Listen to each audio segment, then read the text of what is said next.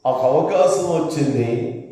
ఇప్పుడు రాజు ఎదుట నిలబడ్డాడు. పిల్లరా, రాజు ఎదుట నిలబడ్డప్పుడు రాజుగారు ఏమంటున్నాడు అంటే 2వ అధ్యాయంలో, రాజు కాగా రాజు, నీకు వ్యాధి లేదు కదా, నీ ముఖము విచారణగా ఉన్నదేమి, నీ హృదయం యొక్క దుఃఖము చేతనే అది కలిగినని నాతో అనగా.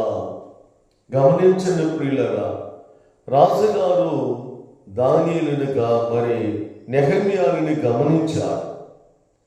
రాజుగారు నెహమ్యాని గమనించి, నువ్వెందుకు అలా ఉన్నావు, నువ్వెప్పుడు అలా లేవు కదా, నువ్వెందుకు నీ ముఖము వికారంగా ఉంది, విచారణగా ఉంది అని రాజుగారు అడిగినప్పుడు, రాజుగారికి ప్రియులరా తన దేశాన్ని గురించి, తన దేశంలో ఉన్న జరుగుతున్నటువంటి పరిస్థితిని గురించి వివరణగా చెప్పాడు ప్రియులరా. అప్పుడు ఎమ్మటే, నీ ప్రయాణం ఎన్ని దినాలు పుట్టును అని అన్నాడు. చూశారు ప్రియులరా, దైవ సన్నిధానంలో మళ్ళా నువ్వు తిరిగి ఎప్పుడు వస్తావు అని అన్నప్పుడు, ఫలానా సమయాలని తిరిగి వస్తానని చెప్పలేక, ఇన్ని దినాలని చెప్పలేను. కానీ దైవ సన్నిధానంలో మరి రాజుగారి దగ్గర విజ్ఞాపన చేసినప్పుడు రాజుగారు పిల్లరా మరలా తన దేశానికి వెళ్ళి తన దేశాన్ని తిరిగి కట్టించుకునే దానికి అవకాశం వచ్చింది ప్రియులరా. ఎందుకొరకు నేను ఇదంతా మీతో చెబుతున్నాను అంటే, ఒక వ్యక్తి దగ్గర నమ్మకమైనటువంటి వ్యక్తిగా ఉన్నప్పుడు, నువ్వు శరలో ఉన్నా కూడా, ఈ శరలో ఉన్నప్పుడు మరి దేశం కాని దేశం మధ్యలో ఉన్నప్పుడు, పరాయి దేశంలో ఉన్నా కూడా నువ్వు నమ్మకమైనటువంటి వ్యక్తిగా ఉంటే, నీ నమ్మకత్వాన్ని బట్టి నువ్వు అనుకున్నది రాజుగారు జరిగించగలడు. నువ్వేదైతే మనసులో అనుకుంటున్నావో, నువ్వేదైతే తలస్తూ ఉన్నావో, నువ్వేదైతే 10 మందికి నేను ఉపయోగపడాలి అని నువ్వు అనుకుంటున్నావో, దానిని బట్టి దేవుడు నీ పట్ల తన కృపను చూపటానికి, రాజుగారి యొక్క హృదయాన్ని మార్చటానికి అవకాశం ఉంటుంది ప్రియులారా. కాబట్టి ఇక్కడ మీరు గమనించండి, మరి దావీదు అంటున్నటువంటి మాటను మీరు గమనిస్తే, నా యొద్ద నివసించినట్లు దేశములో నమ్మకస్తులైన వారి కోసం నేను కనిపెడుతూ ఉన్నాను అన్నాడు. నిజమే ప్రియమైన దేవుని బిడ్డలారా, నీ యొక్క నమ్మకత్వాన్ని బట్టి నువ్వు దైవ సన్నిధానంలో ఉన్నటువంటి, ఎప్పుడైతే నువ్వు నమ్మకమైనటువంటి వ్యక్తిగా ఉంటామో, నమ్మకమైనటువంటి పరిశాలకుడుగా నీవు ఉంటావో, దైవ సన్నిధానంలో నీ పట్ల ఆయన తన కృపను చూపడానికి సమర్థుడుగా ఉన్నాడు, సర్వశక్తి కలిగిన దేవుడుగా ఉన్నాడు ప్రియులారా. ఒక రోజున ఒక నమ్మకమైనటువంటి వ్యక్తి విషయంలో దేవుడే స్వయాన సాక్ష్యం చెబుతున్నాడు ప్రియులారా. సాక్ష్యం చెబుతున్నాడు. పరిశుద్ధ గ్రంథంలో మీరు గమనిస్తే, సంఖ్యాకాండములో ప్రియులారా మిరియాము, అహరోను, అలాగనే ప్రియులారా మరి మోషేకి విరోధంగా ఆలోచన చేస్తూ ఉన్నారు. మిరియాము, అహరోనులు అనబడినటువంటి వారు మోషేకి విరోధంగా ఆలోచన చేస్తున్నారు ప్రియులారా. విరోధంగా ఆలోచన చేస్తున్నప్పుడు దాన్ని ప్రియులారా దేవుడు గమనించాడు. ఏమంటే దాన్ని గమనించాడు. దేవుడు గమనించి, ఇదిగో రేపు మీరు కూడి ప్రత్యక్ష గుడారానికి రండి అని దేవుడు ఆజ్ఞాపించాడు ప్రియులారా. దేవుడు ఆజ్ఞాపించాడు. వారు కూడి మరి యెహోవా సన్నిధానానికి వచ్చినప్పుడు వారిలో నుంచి ప్రియులారా మిరియాముని, అహరోనుని దేవుడు ప్రత్యేకపరిచాడు ప్రియులారా. గమనించండి, వారు మోషే చేతనే మాట్లాడిన యెహోవా మాతో మాట్లాడలేదా అని వారు అనుకొనుచుండగా, యెహోవా ఆ మాట వినెను. మోషే భూమి మీద ఉన్న వారందరూ మిక్కిలి సాత్వికుడు. ఏనండి ప్రియులారా, దైవ సన్నిధానంలో మోషేలో ఉన్నటువంటి ఒక సాత్వికమైనటువంటి జీవితం మొట్టమొదటిగా ఎలాంటి గుణం ఉందంటే, సాత్వికమైనటువంటి జీవితం కలిగిన వాడుగా ఉన్నాడు. మోషే భూమి మీద ఉన్నటువంటి వారందరిలో మిక్కిలి సాత్వికుడిగా జీవిస్తూ ఉన్నాడు. మిక్కిలి సాత్వికుడిగా జీవిస్తూ ఉన్నాడు పిల్లరా. అంత మాత్రమే కాదు, అలాంటి వారిని మీరు ముగ్గురు ప్రత్యక్ష గుడారమునకు రండిని హఠాత్తుగా మోషే అహరోనులను మిరియాములకు ఆజ్ఞాయించెను. ఆ ముగ్గురు లాగా యెహోవా మేఘములో నుంచి దిగి ప్రత్యక్ష గుడారం యొక్క ద్వారము దగ్గర నిలిచి ప్రియులగా అహరోను మిరియాములను పిలిచారు. ఎవరైతే ఆ అహరోను మిరియాములు అనబడినటువంటి వారు మోషే మీద తిరుగుబాటు చేశారో, మోషేకి విరోధంగా ఆలోచన చేశారో ప్రియులగా గమనించి దేవుడు వారు హఠాత్తుగా దిగివచ్చి వారిని రమ్మన్నాడు. ఇప్పుడు ప్రియులగా మోషేను గురించి వారు ఏ విధమైనటువంటి ఆలోచన కలిగిన వారుగా ఉన్నారో ఆ ఆలోచన వారిలో నుంచి తీసివేయడానికి, ఆ ఎవరి గురించి అయితే వారు ఆలోచన చేస్తున్నారో అతని గురించి ప్రియులగా సాక్ష్యం చెబుటానికి దేవుడే స్వయాన ఆ స్థలానికి దిగవచ్చాడు ప్రేమైన దేవుని వీళ్ళరా. ఇదిగో మీలో ప్రవక్త ఉన్నేడులా యెహోవానగు నేను దర్శనమిచ్చి అతడు నన్ను తెలుసుకున్నట్లు నేను అతనితో మాట్లాడేదను. నా సేవకుడైన మోషే అట్టివాడు కాదు, అతడు నా ఇల్లంతట్లో నమ్మకమైనటువంటి వాడు. నేను గోడబాములతో కాదు గాని దర్శనమిచ్చి ముఖాముఖిగా నేను అతనితో మాట్లాడేదను. చూసారా ప్రేమైన దేవుని బిడ్డలారా, దేవుడే ఆ వ్యక్తిని గురించి ఏం చేస్తున్నాడంటే ఒక మంచి సాక్ష్యం కలిగినటువంటి వ్యక్తిగా ఉన్నాడు.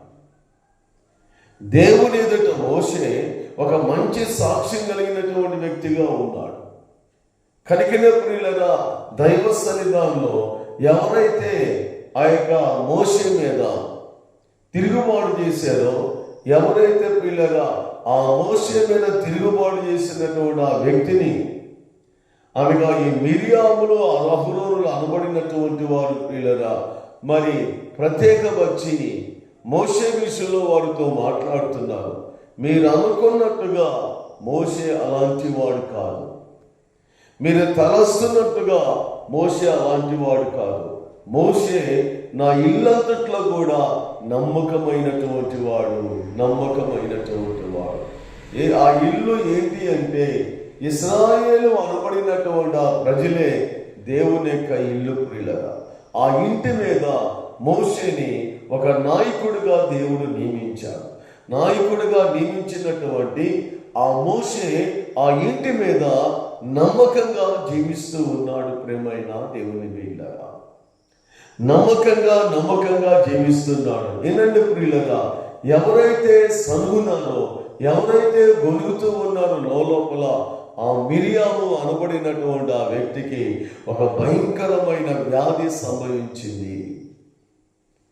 7 దినాలు ప్రియులరా ఆమె ఊరు వెలుపల ఉండటాన్ని బట్టి ప్రియులరా మరలా వాళ్ళ తండ్రి వచ్చి ఆమె మకాన భూమి ఊసే వరకు కూడా ఆమె దేహం మరలా బాగు కాలేదు. అంటే అవమానకరమైనటువంటి పరిస్థితి ప్రియులరా. నేనేమంటానంటే దైవ సన్నిధానంలో మనం నమ్మకమైనటువంటి వారంగా ఉండాలి. దేవుని సన్నిధానంలో ఉన్నటువంటి వారు, అది మీ ఇంటి మీద మీరు నమ్మకంగా ఉండాలి. దేవుడు ఒక గృహాన్ని మీకు అప్పగించాడు. భర్త భార్య దగ్గర నమ్మకంగా ఉండాలి, భార్య భర్త దగ్గర నమ్మకంగా ఉండాలి, బిడ్డల తల్లిదండ్రుల దగ్గర నమ్మకంగా ఉండాలి, తల్లిదండ్రులు వచ్చి బిడ్డల దగ్గర నమ్మకంగా ఉంటేనే ప్రియులరా దాన్ని కుటుంబం అంటారు ప్రియులరా. కాబట్టి జీవితంలో దేవుని మందిరానికి వస్తూ కూడా, దేవుని సన్నిధానానికి వస్తూ కూడా నువ్వు నమ్మకంగా ఉండకపోతే నువ్వు ఉన్నటువంటి ప్రాంతంలో, నువ్వు ఉన్నటువంటి ప్రజల మధ్యలో దేవుని యొక్క నామానికి అవమానం కలుగుద్దు ప్రియులరా. చాలా మంది కూడా అబద్ధమాడినటువంటి వారుగా ఉంటారు. దేవుని గురితెరిగి కూడా, దేవుని మందిరానికి వెళుతూ కూడా చక్కని ప్రియులరా అబద్ధం ఆడుతాడు. కానీ నీ జీవితంలో అక్కడే ప్రియులరా దేవుని సన్నిధానంలో దేవుడు నీకు దూరమయ్యడానికి అవకాశం ఉంటుంది. నువ్వేదైతే తలస్తున్నావో దాన్ని నువ్వు చేయలేవు. అనేకమైన ఆటంకాలు, అనేకమైన అభ్యంతరాలు కలుగుతాయి. నువ్వెప్పుడైతే నమ్మకంగా ఉంటావో నీ నమ్మకత్వాన్ని బట్టి దేవుడు పిల్లగా మెండైన దేవుని ఇవ్వగలిగే దేవుడుగా ఉన్నాడు. ఒక రాజు దగ్గర నెహెమ్యా నమ్మకంగా పనిచేయటం వలన, నమ్మకంగా ఉండటం వలన, ఆ నమ్మకత్వాన్ని బట్టి పిల్లగా, ఆ యథార్థమైన జీవితాన్ని బట్టి మరలా ఏ దేశాన్ని గురించి ఆలోచన కలిగిన వాడుగా ఉన్నాడు. ఏ దేశాన్ని గురించి ఆలోచన కలిగి ఒక భారము కలిగిన వాడుగా ఉన్నాడు. పిల్లగా రాజును అడిగితే, రాజును ప్రియులగా అడక్కముందే నీకు ఎంత టైం పడుతుంది, ఎన్ని రోజులు పడుతుంది, నీకేం కావాలని అడిగినప్పుడు ప్రియులగా సమస్తాలు కూడా సమకూర్చినటువంటి వ్యక్తిగా ఉన్నాడు. కారణం నెహెమ్యా రాజు దగ్గర నమ్మకమైనటువంటి పరిచారకుడుగా ఉన్నాడు కనుకనే. ఇదిగో నువ్వు ఎక్కడున్నా కూడా, ఎలాంటి వారి మధ్యలో ఉన్నా కూడా, ఎలాంటి ప్రజల మధ్యలో ఉన్నా కూడా నువ్వు నమ్మకంగా ఉండాలి. నువ్వు నమ్మకంగా ఉంటే నమ్మకమైనటువంటి వారికి దేవుడు మెండైన దీవెన ఇవ్వటానికి సర్వశక్తి కలిగిన దేవుడుగా ఉన్నాడు. ఈ రోజున నీ మాటలు ఏ విధంగా ఉన్నాయో అది నీ అంతరాత్మకే తెలుసు ప్రియులరా. నువ్వు ఏది విధమైన యథార్థంగా ఉన్నావో అది నీ అంతరాత్మకే తెలుసు. ఇంతవరకు కూడా నీకన్నా వెనకాల వారు ఒక ఉన్నతమైన ఆశీర్వాదం పొందుకుంటున్నారు, కానీ నువ్వు అదే స్థితిలో ఉన్నావు. కారణము ఇదిగో నీలో నమ్మకత్వం లేదు కనుకనే దేవుని ఆశీర్వాదం నువ్వు పొందుకోలేకపోతున్నావు. దేవుని యొక్క దీవెనను పొందుకోలేకపోతున్నావు. ప్రియా దేవుని బిడ్డరా, దావీదు అదే ఆలోచన చేస్తున్నాడు. నా యొద్ద నివసించినట్లు దేశంలో నమ్మకస్తులైన వారి కోసం నేను కనిపెడుతున్నాను. నిజమే ప్రియులారా, దేవుని సన్నిధానంలో మనం నమ్మకమైనటువంటి వారంగా ఉండాలి. నమ్మకమైనటువంటి వారికి దేవుడు మెండైన దీవెన ఇవ్వటానికి సర్వశక్తి కలిగిన దేవుడుగా ఉన్నాడు. అంత మాత్రమే కాదు ప్రియులారా, ప్రతి విధమైన ఆటంకాన్ని కూడా తొలగించగలిగిన దేవుడుగా ఉన్నాడు. మార్గాన్ని సరళం చేయగలిగేటటువంటి దేవుడుగా ఉన్నాడు. ఈ రోజున ప్రియులారా, దేవుని పేరు పెట్టుకున్న నీవు దేవుని నామానికి అవమానకరంగా నువ్వు జీవించకూడదు. అవమానకరంగా నువ్వు జీవించకూడదు ప్రియులారా. మనం ఎక్కడున్నా కూడా, ఏ ప్రాంతంలో ఉన్నా కూడా, ఏ ప్రజల మధ్యలో ఉన్నా కూడా సమస్తాన్ని దేవుడు చూస్తూ ఉన్నాడు. ఒకవేళ మన తల్లిదండ్రులు మనం చూడపోవచ్చేమో కానీ, మన బంధువులు మనం చూడపోవచ్చేమో కానీ, సమస్తాన్ని చూడగలిగిన వాడు, సమస్తాన్ని చేయగలిగిన వాడు దేవుడు కనుక ఆ దేవుడు మనల్ని చూస్తున్నాడని మన గదుల్లో కావచ్చు పిల్లరా, ఏ విధంగా ఎక్కడ ఎవరిని గురించి మనం మాట్లాడుకుంటున్నామో ఆ విషయంలో మనము నమ్మకమైనటువంటి వారముగా ఉండాలి. నమ్మకమైనటువంటి వారుగా ఉన్నప్పుడు నమ్మకమైనటువంటి వారికి దేవుడు మెండైన దీవెన, మెండైనటువంటి ఆశీర్వాదాన్ని దేవుడు ఇవ్వటానికి సర్వశక్తి కలిగిన దేవుడుగా ఉన్నాడు. ఏనంటే ప్రియులారా, ఈ నమ్మకమైనటువంటి ఆ సర్వశక్తి కలిగినటువంటి దేవుడు నీ యొక్క నమ్మకత్వాన్ని బట్టి దేవుడు నిన్ను దీవించడానికి సమర్థుడుగా ఉన్నాడు. సర్వశక్తి కలిగినటువంటి దేవుడుగా ఉన్నాడు ప్రియులారా. కాబట్టి రోజున యేసుక్రీస్తు యొక్క రక్తం చేత నువ్వు కడగబడ్డా ప్రియులారా. యేసుక్రీస్తు రక్తం చేత కడగబడిన నీవు నీతిమంతుడుగా తీర్చబడుతున్నావు. నీతిమంతుడుగా తీర్చబడిన నిన్ను ఆ నీతిని బట్టి దేవుడు నిన్ను కాపాడే విధంగా ఉండాలి. ఆ నీతిని బట్టి దేవుడు నిన్ను రక్షించే విధంగా ఉండాలి. ఆ దేవుడు నీకు దూరం కాకుండా ఉండాలంటే నీవు ప్రియులగా కడగబడిన వ్యక్తివిగా, ప్రత్యేకించబడినటువంటి వ్యక్తివిగా నిన్ను నీవుగా కాపాడుకుంటూ ఉంటే దేవుడు నీ పక్షాన నిలబడి నీతో ఆయన తన బలమైన కార్యాన్ని జరిగించడానికి సర్వశక్తి కలిగిన దేవుడు. ఆ దేవుడు పిల్లల దాదాపు 2024 సంవత్సరాల క్రితము ఆయన ఈ లోకానికి వచ్చాడు. ఈ లోకానికి వచ్చి ఈ లోకంలో ఉన్న సర్వ మానవాళిని ప్రేమించాడండి. సర్వ మానవాళిని ప్రేమించాడు.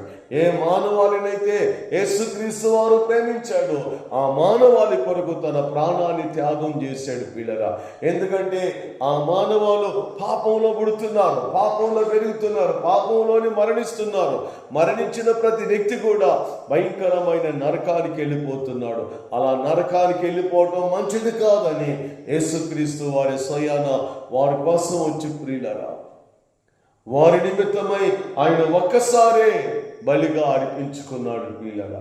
ఆయన తిరిగి 3వ దినాన లేచాడు, సజీవుడిగా నిలబడ్డాడు ప్రియులరా. మరలా పరలోకానికి వెళ్ళాడు. పరలోకానికి వెళ్ళిన దేవుడు యేసుక్రీస్తు వారు మరలా త్వరగా రానయ్యున్నాడు. ఈ లోపల నువ్వు చేయాల్సినటువంటి పని ప్రియులరా, రక్షించబడిన నీవు దేవుని ఎదుట నమ్మకంగా ఉండాలి. ఎందుకొరకంటే ప్రియులరా, ఆ నమ్మకత్వాన్ని బట్టి ఆ జీవ గ్రంథంలో నీ పేరు ఉంటుంది. ఒకవేళ ఆ జీవ గ్రంథంలో నీ పేరు లేకపోయినట్లయితే డైరెక్ట్గా నేను తీసుకెళ్ళి నరకంలో పడేస్తారు ప్రియులరా. అక్కడ అగ్ని ఆరదు, పురుగు సావదు ప్రియులరా. అక్కడ అగ్ని ఆరదు, పురుగు సావదు. కాబట్టి నువ్వున్న స్థలంలో ఆలోచన చేసి నీ యొక్క విషయాల్లో రక్షించబడిన మొదలుకొని ఈ దినం వరకు కూడా మధ్యలో ప్రియమైన దేవుని పిల్లరా, ఎక్కడైనా ఏ విషయంలో బ్రేక్ అయినా కూడా ఇదిగో వాటన్నిటిని కూడా సరి చేసుకొని దేవుని వైపు తిరిగి మారు మనసు పొంది పశ్చాత్తాపడి దేవుని దగ్గర విజ్ఞాపన చేస్తే దేవుడిని పాపాన్ని కడిగివేయటానికి సమర్థుడు, సర్వశక్తి కలిగిన దేవుడుగా ఉన్నాడు. దేవుడు నిన్ను నీ కుటుంబాన్ని దీవించునుగాక, దీవించునుగాక, దీవించు.